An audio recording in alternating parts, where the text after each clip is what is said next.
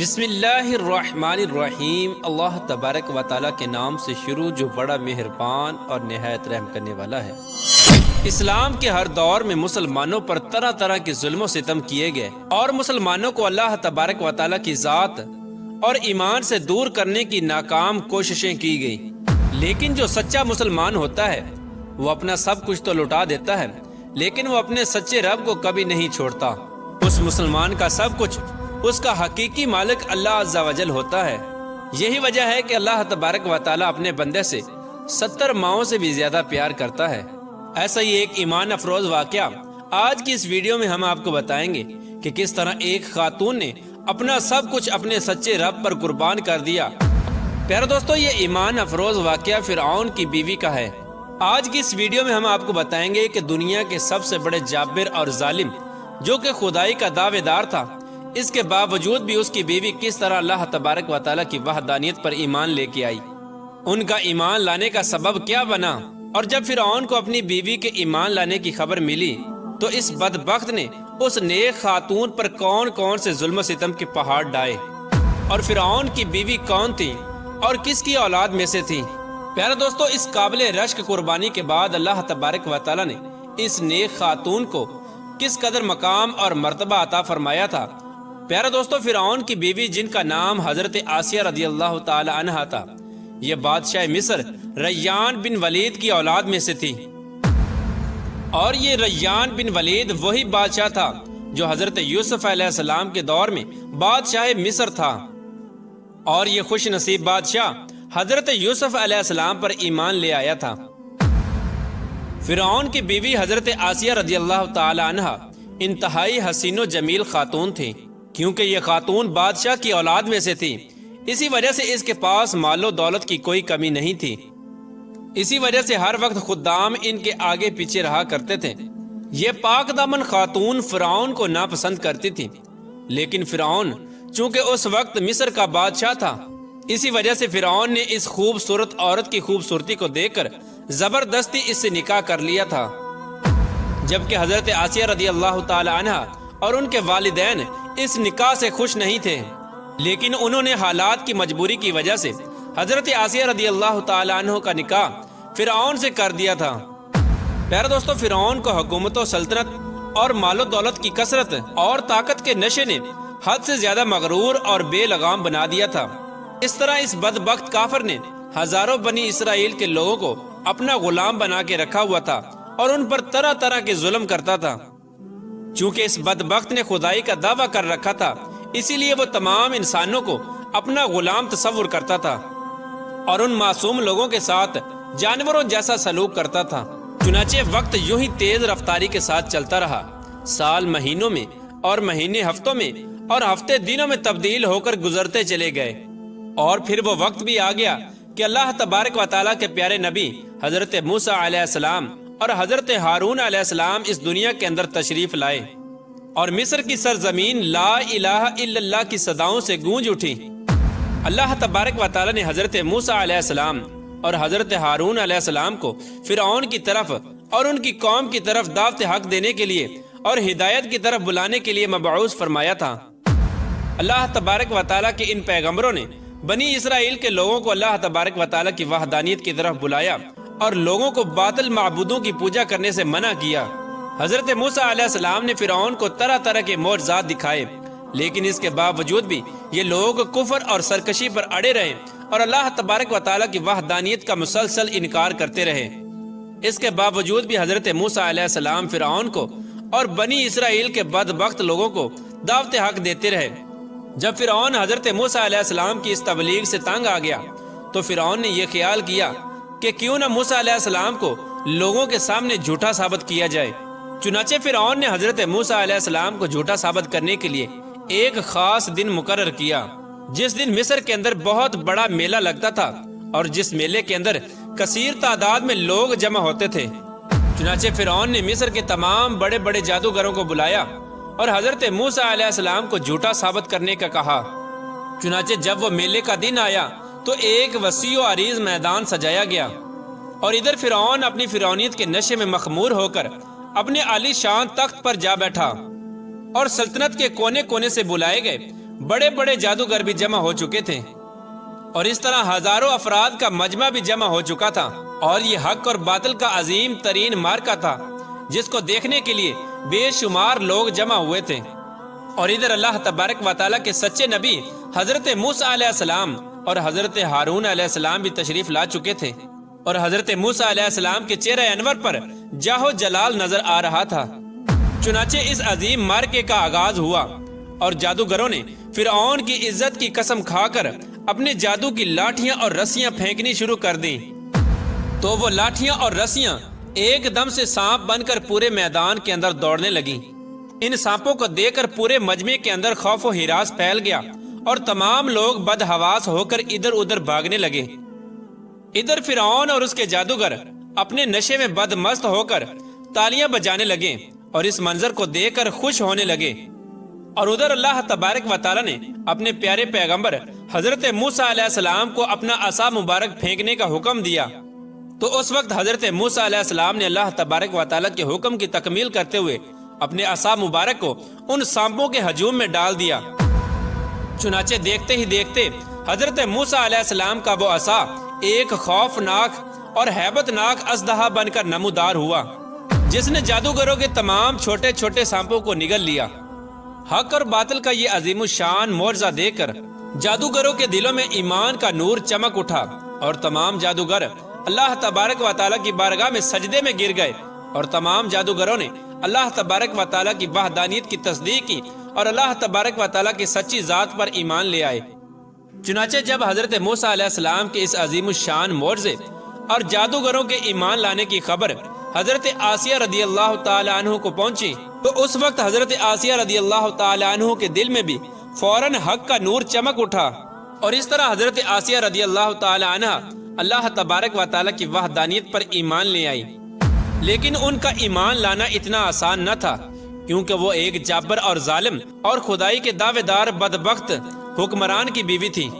और हजरत आसिया रदी अल्लाह तआला अन्हु के दिल में ये भी डर था कि अगर फिरऔन को मेरे ईमान का पता चल गया तो वह जालिम बादशाह मुझ पर जुल्म सितम के पहाड़ डालेगा और अपने जुल्म की तमाम हदें पार कर देगा। लेकिन इसके बावजूद भी हजरत आसिया रदी अल्लाह तआला अन्हु ने अपना सब कुछ अल्लाह तबारक व तआला की जात पर छोड़ दिया और अल्लाह तबारक व तआला की वहदानियत पर ईमान ले आई। इब्तिदा में हजरत आसिया रदी अल्लाह तआला अन्हु ने अपने ईमान को किसी पर जाहिर न किया। कुछ अरसा यूं ही गुजरता रहा और फिर एक दिन ऐसा अजीबो गरीब वाक़या पेश आया जिस वाक़े के बाद हजरत आसिया रदी अल्लाह तआला अन्हु के दिल में फिरऔन के लिए मजीद गजब की आग भड़क उठी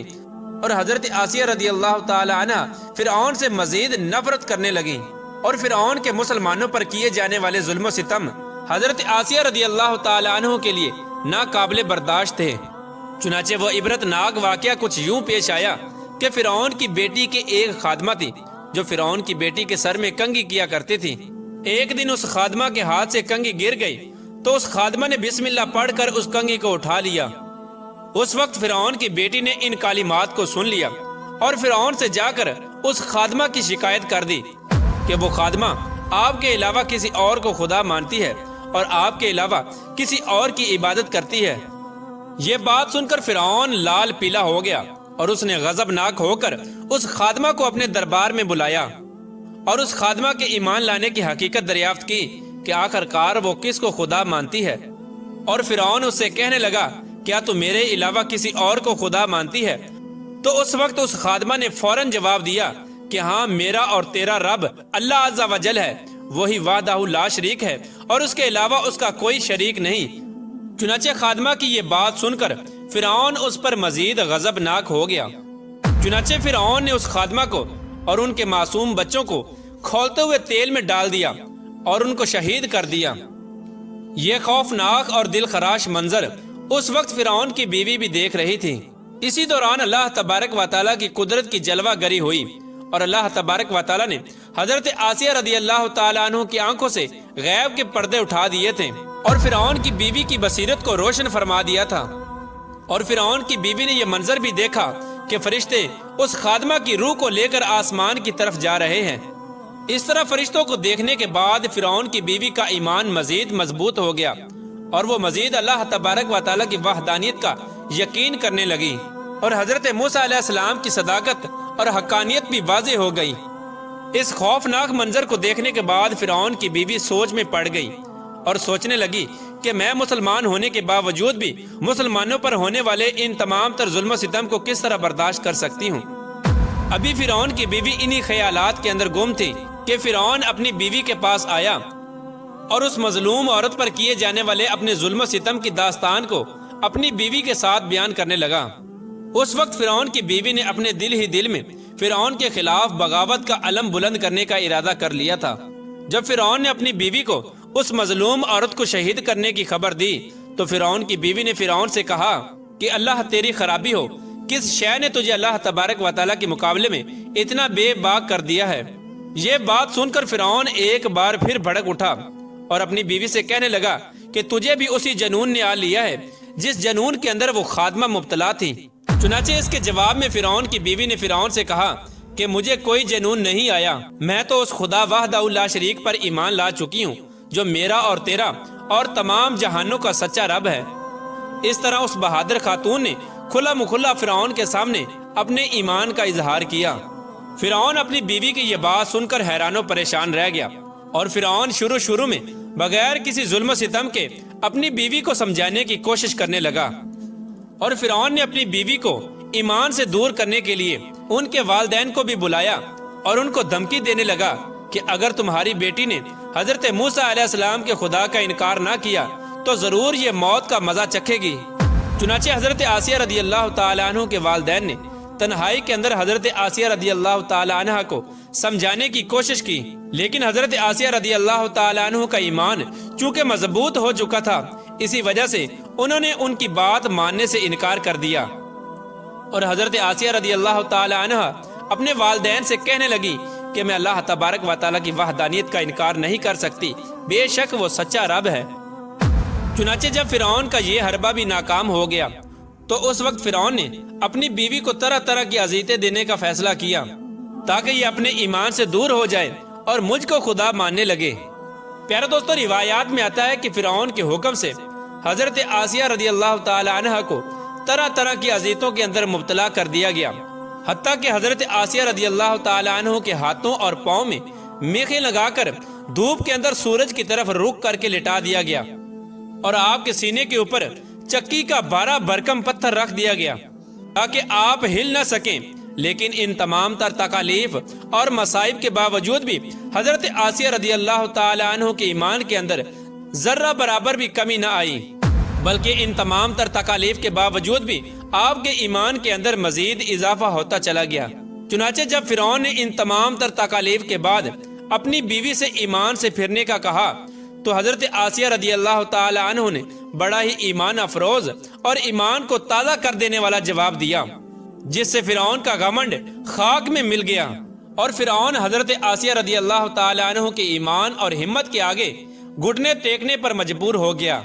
چنانچہ حضرت آسیہ رضی اللہ تعالی عنہ نے ارشاد فرمایا، اے دشمن خدا اور ظالم انسان، تو میرے وجود پر تو قادر ہو سکتا ہے، لیکن میرا دل اللہ تبارک و تعالیٰ کی پناہ میں ہے۔ اگر تو میرے جسم کے ہر حصے کو بھی کاٹ دے تب بھی میرا عشق اور ایمان اللہ تبارک و تعالیٰ کی بارگاہ میں بڑھتا چلا جائے گا۔ اسی دوران جب حضرت آسیہ رضی اللہ تعالی عنہ پر ظلم و ستم کے پہاڑ گرائے جا رہے تھے، حضرت موسیٰ علیہ السلام وہاں سے گزرے تو حضرت موسیٰ علیہ السلام سے حضرت آسیہ رضی اللہ تعالی عنہ نے پوچھا، کیا میرا رب مجھ سے راضی ہے؟ تو حضرت موسیٰ علیہ السلام نے ارشاد فرمایا، اے آسیہ رضی اللہ تعالی عنہ،